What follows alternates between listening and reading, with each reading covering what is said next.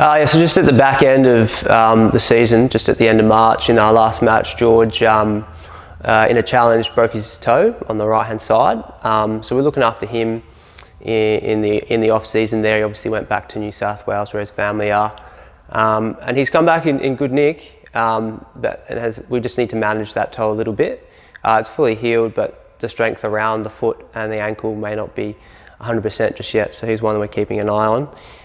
Nicola's managed a bit of a toe problem throughout the last couple of seasons, and it was flaring up towards the back end of March as well. So we were hoping to get him a very simple procedure done in the stand-down period, but with the coronavirus restrictions, elective surgery was actually cancelled, so we couldn't get him in to have the procedure done. So we'll look at getting that done at a later date.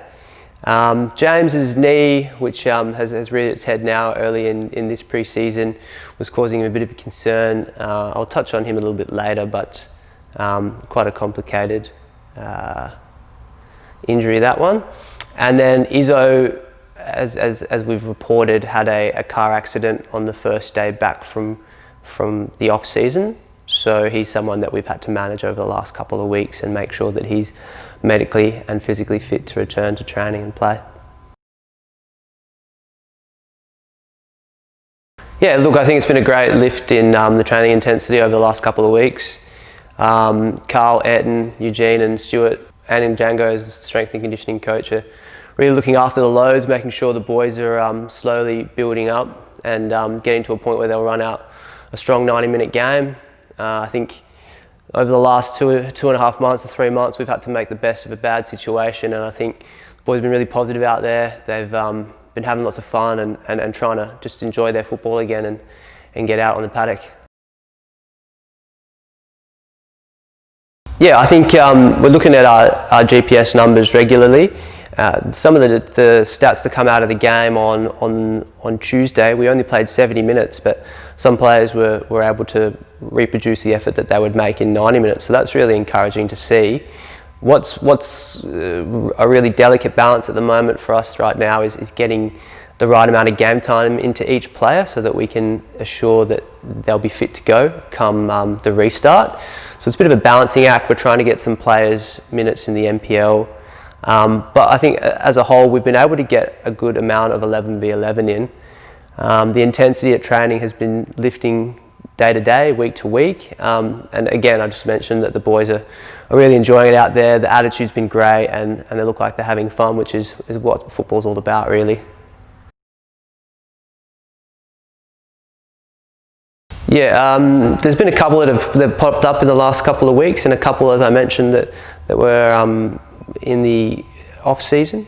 So Yared slid in for a challenge about 2 weeks ago now and just twisted his knee a little bit. We sent him for scans which showed a low-grade ligament injury, and he's been progressing really well. The last couple of days he's pretty much going through the last sort of fitness tests in order to resume training with the team fully. He's joined in with a couple of training drills so far and has had minimal issues. So he's looking good to reintroduce himself into full training come next week.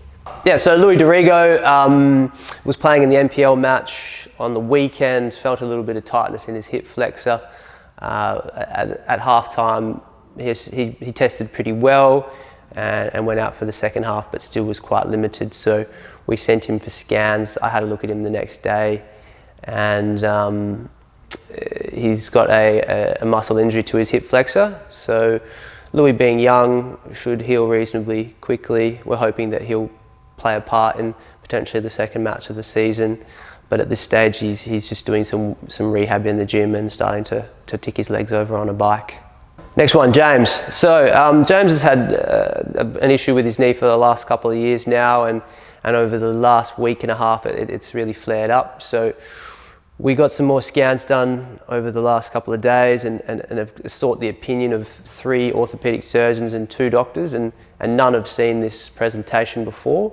So that makes the management of it a little bit complicated, and so we're just in the process of figuring out what the best way to manage James's problem is, and once that is decided, he'll either have a procedure or we'll look to find other potential treatment options. So at this stage, it's looking like an operation is most likely, but we're just going to confirm that in the next couple of days.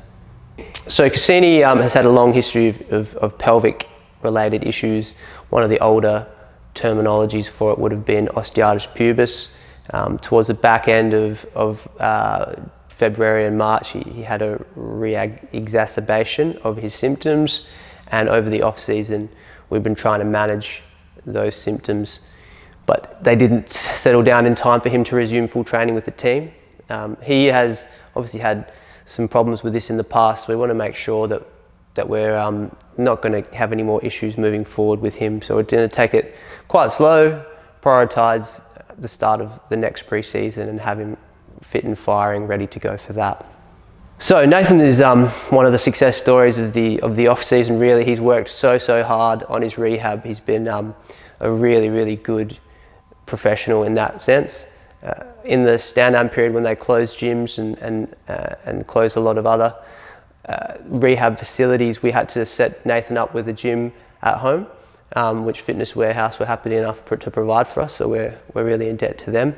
And as well as that, we've been outsourcing some of our physio services to Chris Hampel at Wakefield Sports and Exercise Medicine Clinic, and he's done a great job with Nafyn.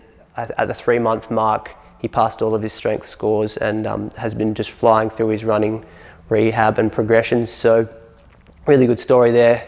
And with the way that Nafyn's tracking, he'll be back on the park with the team in just a couple of months. Paul Izzo obviously had the motor vehicle accident 3 weeks ago now, has been back in training with a couple of niggles. He obviously had a bad injury to the hand where they had to stitch up some of the wounds, and those have healed really nicely now, and he's able to catch balls without any problems. Some of his ribs were a little bit tender and sore following the accident, and they're still causing him a little bit of grief here and there when he's diving. So that's something that we're trying to work on. But he's doing some hard work in the gym. He's out there with Huge every day working on technique and getting his training load up, and we're hoping that he'll be fit and firing, ready to go for the first game back. Oh look, it's been a challenge. I think it's been a challenge for the whole world to come to terms with this pandemic, really.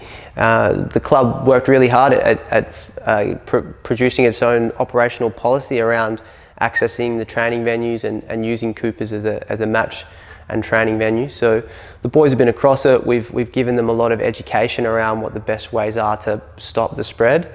And now that we've done a really good job of maintaining and stopping any new cases in the state, we're trying to reiterate the fact that we shouldn't get too complacent, and we should keep on the track that we've been on, and hopefully this virus, in the state at least, will continue to be well managed. Getting your temperature taken each day and making sure that you're separating yourself from your teammates a little bit more than normal is hard to get used to, but I think the boys have been really good and proactive about the new measures, and I think moving forward it's what they call the new normal now, so it's something that they're going to have to be prepared to deal with until this problem is better controlled across the world.